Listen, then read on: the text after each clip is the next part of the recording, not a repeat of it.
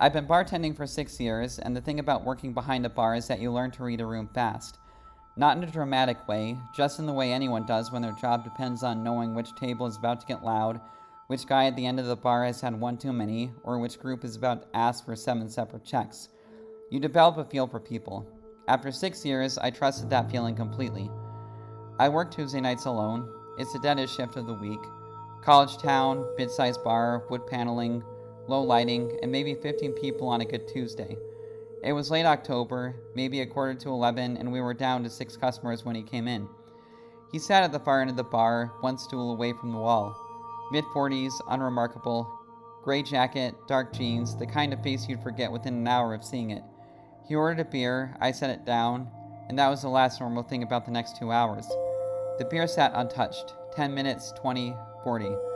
The foam dissolved and the glass just sat there sweating on the bar top while he looked straight ahead at the liquor shelf behind me. Not at his phone, not at the room, at the shelf. Like he was reading the labels, except his eyes weren't moving. I went over and asked if everything was all right. He looked at me, smiled, and said he was fine. Just waiting for someone. The smile was the first thing that made my stomach tighten. Not because it was threatening, but because it was completely empty. It was like a smile he practiced in a mirror without understanding what it was supposed to communicate. I replaced the beer around the hour mark without him asking. He didn't acknowledge it. That one sat untouched. The room kept thinning out. By midnight, it was just him, a couple in the far booth, and a guy at the other end of the bar nursing a gin and tonic. I started closing prep early, keeping myself moving, because something about standing still in that room had started to feel wrong in a way I couldn't explain. Every few minutes, he looked at the door. Not glancing, turning his head slowly, watching whoever came in, then turning back to the shelf, tracking. That's the only word for it. He was tracking the door. Around 12:30, the couple in the booth left.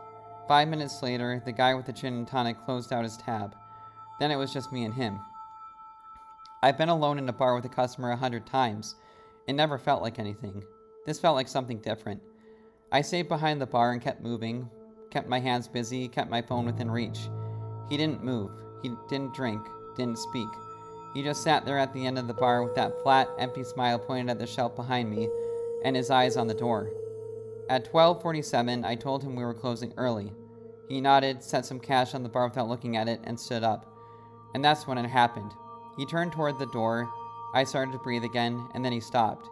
He just stopped, halfway between the bar stool and the exit, standing in the middle of the floor. He reached into his jacket pocket, took out his phone, turned around, and pointed at the door. At me. The flash went off once, clean and bright in the low light. He looked at the screen for a second, nodded like he was satisfied with something, put the phone in his back pocket, and walked out. I stood behind that bar for probably a full minute without moving. I called the police that night. They took a report, told me it wasn't illegal to take someone's photo in a public space, and that without a direct threat there wasn't much they could do. I knew that. I just needed to say it out loud to someone official so it felt real. What I keep coming back to is the cash he left. I counted it after he walked out. I don't know why, force of habit, and it was exact change for 3 beers. 3, not 1, not 2. 3 drinks he never touched, paid for precisely, like he'd known before he walked in exactly how long he was going to sit there and exactly how many he was going to order. The parking lot camera outside caught him leaving. I pulled the footage the next day. He walked out the front door, stopped on the sidewalk, and stood there for a while looking at his phone. Then he looked up at the camera, not at the bar, not at the street, at the camera specifically, like he knew exactly where it was, and he smiled. Same smile. Then he walked away. I haven't worked a Tuesday alone since. My manager thinks I'm being dramatic. Maybe I am. Last week, someone left 3 full drinks on the bar at close. Different guy, different night, totally different situation. I know that. I still couldn't bring myself to touch them unless someone else was in the room with me. I'm a guy in my late 20s, and I've worked night shift retail long enough to know that the people who come in between midnight and 6 are a different breed. Insomniacs, people coming off other shifts, the occasional guy who clearly hasn't slept in 2 days, buying nothing but energy drinks and frozen burritos. You get used to it. After 3 years on nights, weird is just Wednesday. I say almost nothing because of what happened 8 months ago. It was a Wednesday around 2 a.m. Dead quiet, the way a store gets when there are maybe 6 customers in the whole building. I was restocking the paper goods aisle, that long center aisle that runs almost the full length of the store.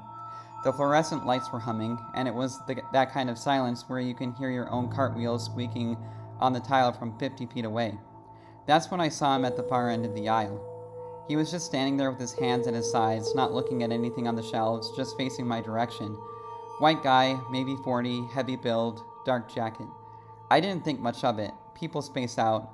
I kept working. 10 minutes later, I moved to the next aisle over, cleaning supplies.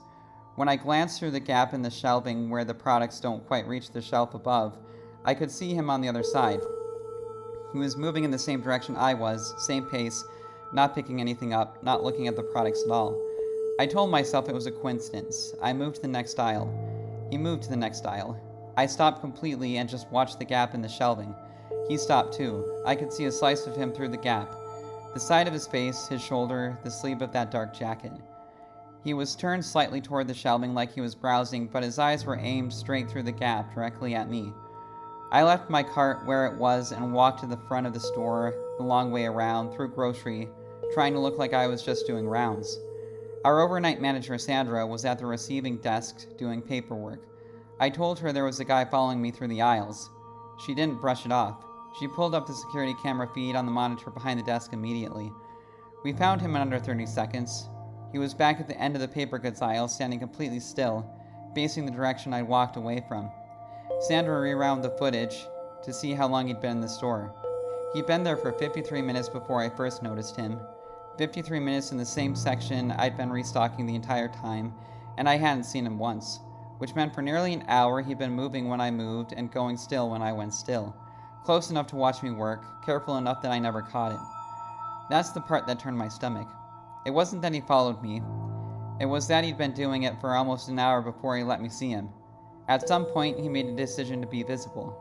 He wanted me to know. Sandra called the police. While we waited, she kept her eyes on the monitor, and that's when she grabbed my arm.